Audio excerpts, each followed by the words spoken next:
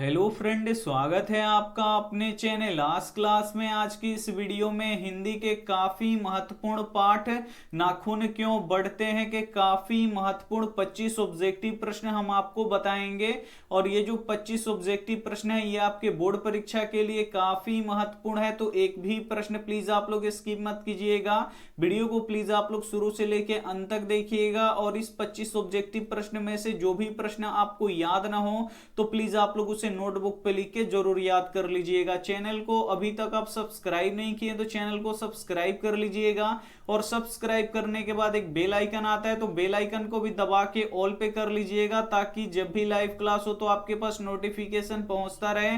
और जितना भी हम आपको ऑब्जेक्टिव प्रश्न बताएंगे वो एनसीईआरटी पैटर्न के आधार पर ही बताएंगे, तो वीडियो को प्लीज आप लोग शुरू से लेके अंत तक जरूर देखिएगा। आइए शुरू करते हैं पहले नंबर प्रश्न से।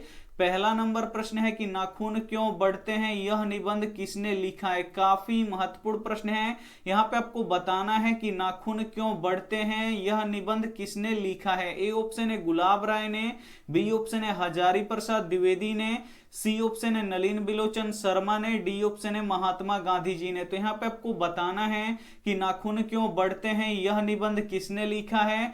तो यह निबंध हजारी प्रसाद द्विवेदी जी ने लिखा है, इसे आपको याद रखना है। यानी यहाँ पे बी ऑप्शन बिल्कुल ही सही हो जाएगा। आइए देखते हैं अगला प्रश्न।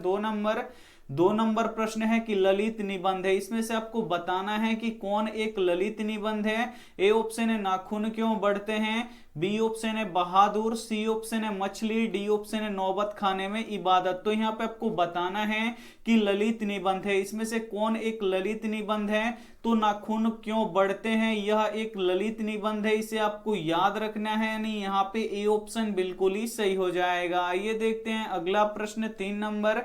तीन नंबर प्रश्न है कि निर्लज अपराधी किसे कहा गया है। काफी महत्वपूर्ण प्रश्न है और ये प्रश्न आपके बोर्ड परीक्षा में बहुत बार पूछा गया है, इसे आपको याद रखना है कि निर्लज अपराधी किसे कहा गया है। ए ऑप्शन है नाखून को, बी ऑप्शन है चोर को, सी ऑप्शन है डाकू को, डी ऑप्शन है बदमाश को। तो यहाँ पे आपको बताना है कि निर्लज अपराधी किसे कहा गया है। तो निर्लज अपराधी नाखून को कहा गया है, इसे आपको याद रखना है। यानी यहाँ पे ए ऑप्शन बिल्कुल ही सही हो जाएगा। और नाखून को निर्लज अपराधी क्यों कहा गया है, क्योंकि एक बार नाखून काट लेने पर फिर बढ़ जाता है, फिर काटते हैं फिर बढ़ जाता है, इसीलिए हजारी प्रसाद द्विवेदी जी ने नाखून को निर्लज अपराधी कहा है, इसे आपको याद रखना है। आइए देखते हैं अगला प्रश्न।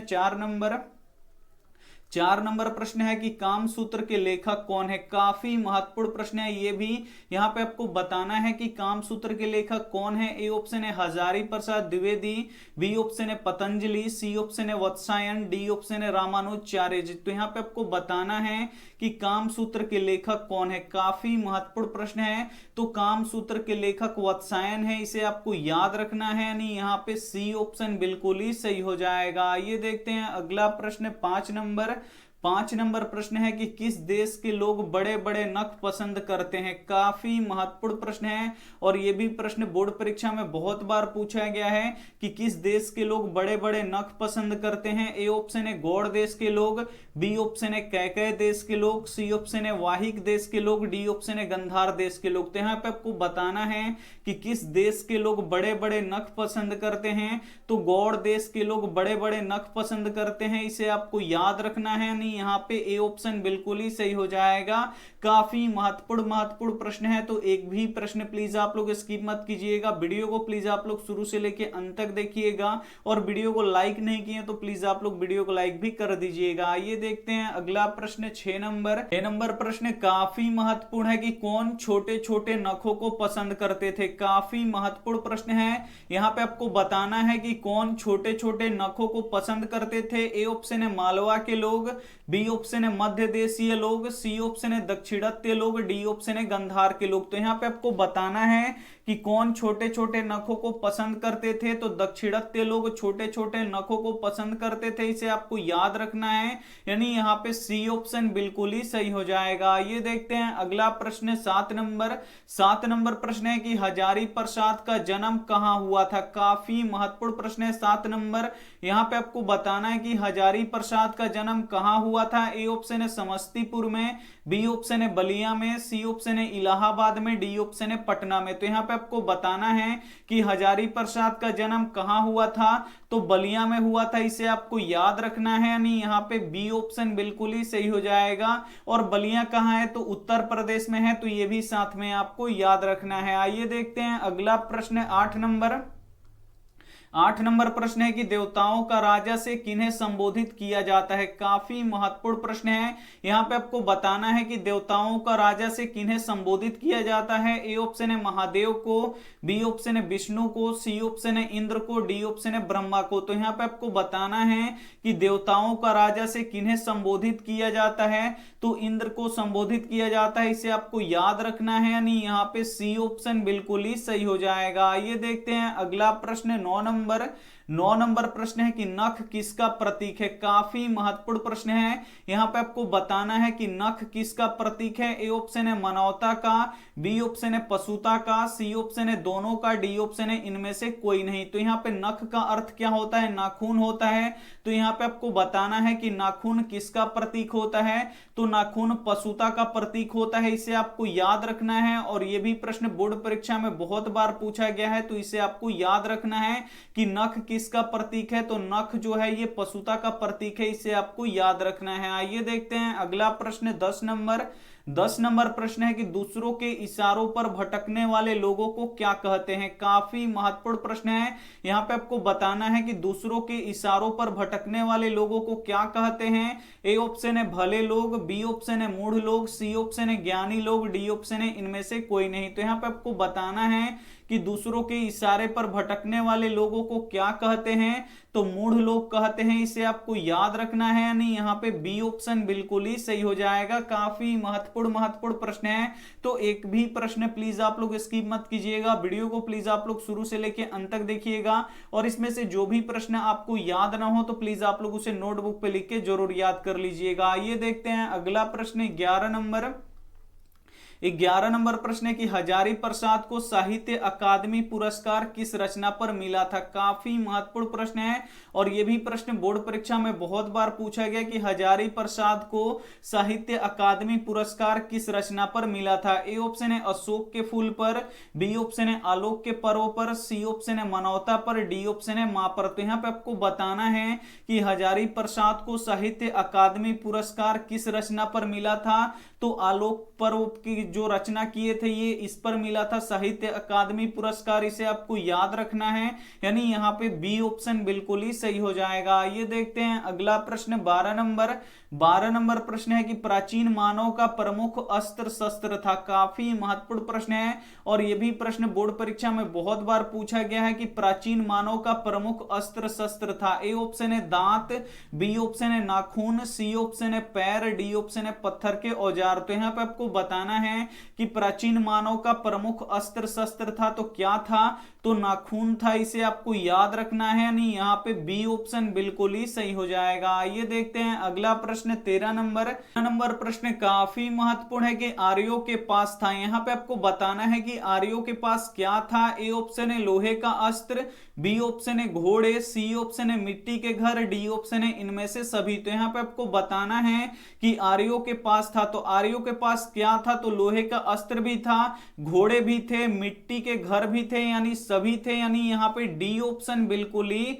सही हो जाएगा। आइए देखते हैं अगला प्रश्न 14 नंबर प्रश्न है कि नखधर मनुष्य आज किस पर भरोसा कर रहा है। काफी महत्वपूर्ण प्रश्न है 14 नंबर भी।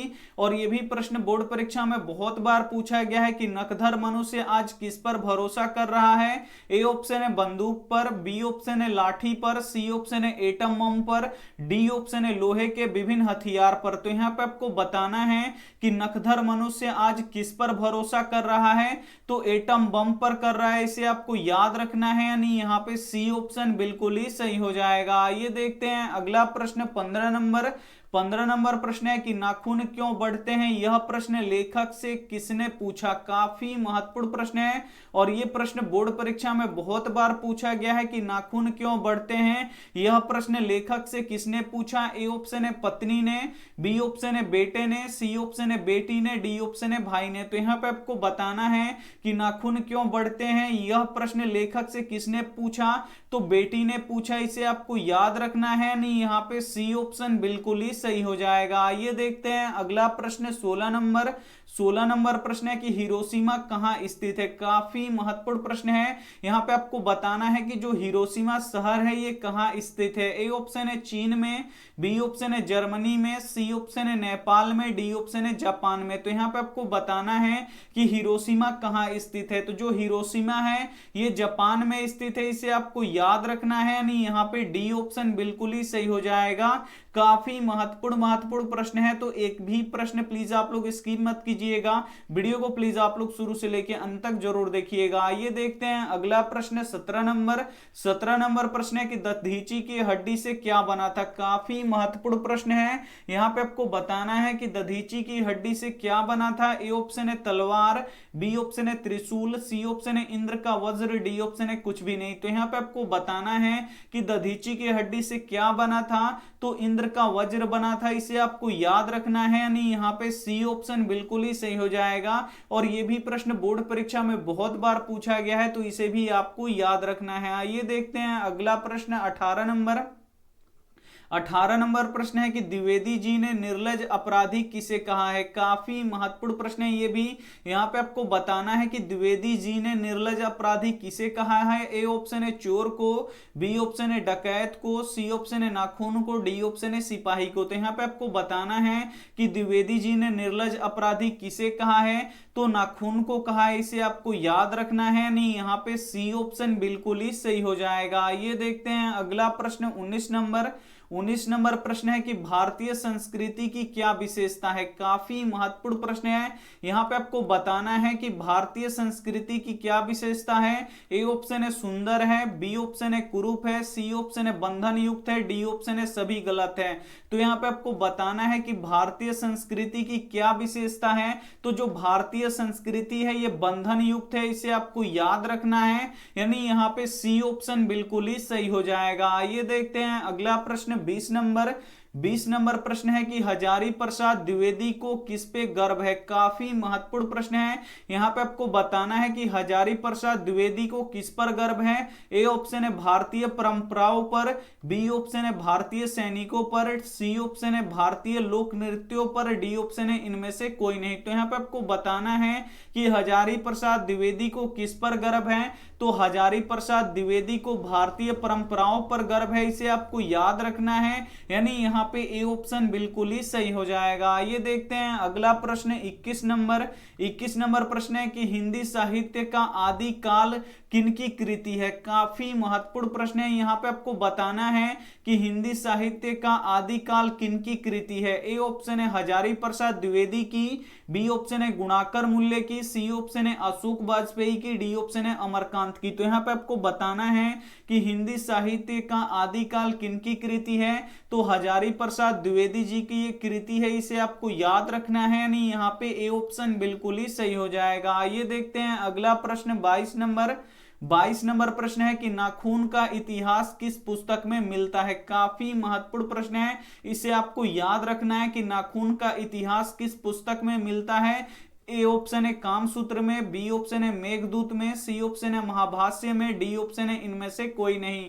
तो यहाँ पे आपको बताना है कि नाखून का इतिहास किस पुस्तक में मिलता है। तो नाखून का इतिहास कामसूत्र में मिलता है, इसे आपको याद रखना है। यानी यहाँ पे ए ऑप्शन बिल्कुल ही सही हो जाएगा। और कामसूत्र किसने लिखा है। तो वात्स्यायन ने लिखा है, तो ये भी साथ में आपको याद रखना है। आइए देखते हैं अगला प्रश्न 23 नंबर प्रश्न है कि महाभारत क्या है। यहाँ पे आपको बताना है कि महाभारत क्या है। ए ऑप्शन है उपन्यास है, बी ऑप्शन है कहानी है, सी ऑप्शन है शास्त्र है, डी ऑप्शन है पुराण है। तो यहाँ पे आपको बताना है कि महाभारत क्या है। तो महाभारत क्या है, एक पुराण है, इसे आपको याद रखना है। यानी यहाँ पे डी ऑप्शन बिल्कुल ही सही हो जाएगा। ये देखते हैं अगला प्रश्न 24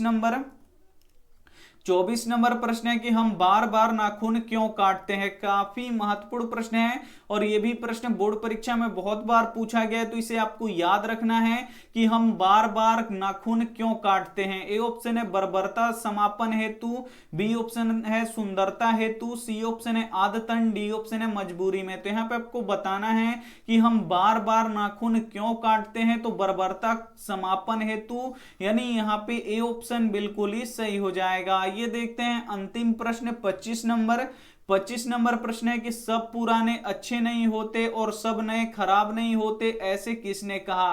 काफी महत्वपूर्ण प्रश्न है और यह भी प्रश्न बोर्ड परीक्षा में बहुत बार पूछा गया है कि सब पुराने अच्छे नहीं होते और सब नए खराब नहीं होते, ऐसे किसने कहा है। ए ऑप्शन है पतंजलि ने, बी ऑप्शन है कालिदास ने, सी ऑप्शन है वत्सायन ने, डी ऑप्शन है कबीर ने। तो यहां पे आपको बताना है कि सब पुराने अच्छे नहीं होते और सब नए खराब नहीं होते किसने कहा है। तो कालिदास ने कहा, इसे आपको याद रखना है। नहीं, यहां पे बी ऑप्शन बिल्कुल ही सही हो जाएगा। काफी महत्वपूर्ण हम यहां पे 25 ऑब्जेक्टिव प्रश्न बता चुके हैं जो आपके बोर्ड परीक्षा के लिए काफी महत्वपूर्ण था। तो इसमें से जो भी प्रश्न आपको याद ना हो तो प्लीज आप लोग उसे नोटबुक पे लिख के याद कर लीजिएगा और उसका टाइम पे आप लोग रिवीजन करते रहिएगा ताकि ये सभी प्रश्न आपको हमेशा के लिए याद हो जाए और बोर्ड परीक्षा आपका काफी अच्छा जाए और आपका काफी अच्छा नंबर मिले। तो यहाँ पे 2 क्लास अभी चल रहा है। 7 बजे शाम में यहाँ पे ऑब्जेक्टिव का क्लास चल रहा है और सुबह 5 बजे यहाँ पे सब्जेक्टिव का क्लास चल रहा है। तो कल सुबह 5 बजे यहाँ पे मैथ का सब्जेक्टिव का क्लास चलेगा। तो कल सुबह 5 बजे हमारे साथ आप लोग जरूर जुड़िएगा। सुबह 5 बजे मैथ का सब्जेक्टिव हम पढ़ाएंगे और बिल्कुल आसानी से आपको समझ में आएगा मैथ, ये हमारा गारंटी है। तो बिल्कुल सुबह आप लोग 5 बजे जुड़िएगा और उस वीडियो को एकदम देखिएगा, आपके दिमाग में बिल्कुल ही फिट हो जाएगा। और ये रहा आपके लिए होमवर्क प्रश्न और ये जो होमवर्क प्रश्न है ये हम आपको पढ़ा चुके हैं। तो इसका बिल्कुल भी आप लोग गलत जवाब मत दीजिएगा। कमेंट बॉक्स में आपको इसका जवाब देना है कि खोखा का दूसरा नाम क्या है। यहां पे आपको बताना है कि जो खोखा था इसका दूसरा नाम क्या है। ए ऑप्शन है कीसु, बी ऑप्शन है कासु, सी ऑप्शन है मदन, डी ऑप्शन है रमन। तो इसमें से जो भी ऑप्शन आपको सही लगे वो आप हमें कमेंट कर दीजिएगा। वीडियो को लाइक नहीं किए तो प्लीज आप लोग वीडियो को लाइक कीजिएगा। बिना लाइक किए आप लोग नहीं जाइएगा, प्लीज आप लोग वीडियो को लाइक कर दीजिए। अपने दोस्तों के पास इस वीडियो को जरूर शेयर कीजिएगा, व्हाट्सएप से शेयर कर दीजिएगा। चैनल को सब्सक्राइब नहीं किए तो चैनल को सब्सक्राइब कर लीजिएगा और सब्सक्राइब करने के बाद एक बेल आइकन आता है तो बेल आइकन को भी दबा के ऑल पे कर लीजिएगा। जब तक आप लोग ऑल पे नहीं कीजिएगा तब तक आपका लाइव क्लास का नोटिफिकेशन नहीं पहुंच पाएगा। तो सब्सक्राइब करके उसके बाद बगल में एक बेल आइकन आता है तो उसको भी दबा के सबसे ऊपर ऑल होता है तो उसको ऑन कर लीजिए ताकि जब भी हम क्लास कराएं तो आपके पास नोटिफिकेशन जाए और उस नोटिफिकेशन के सहारे आप लोग लाइव जुड़ सके। Thank you for watching. मिलते हैं अगली वीडियो में, तब तक अपना ध्यान रखिए, मन लगा के पढ़ाई कीजिए। Take care and bye.